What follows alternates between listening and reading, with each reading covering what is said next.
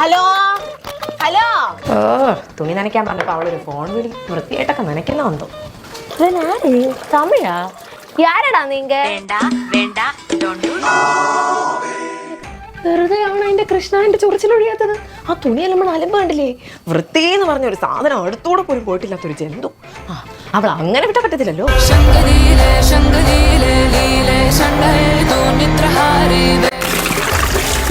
എന്നാടി ഇതൂടെ നനച്ചേക്കേ. ആ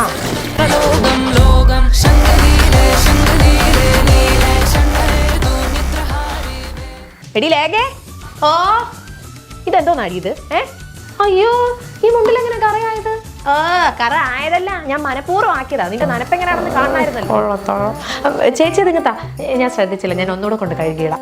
പൊടി നീയേ ഇനി എന്റെ തുണി തൊട്ടു വരുന്നു. എനിക്കിനി ചൊറിയാൻ വയ്യ. ഇങ്ങനൊരു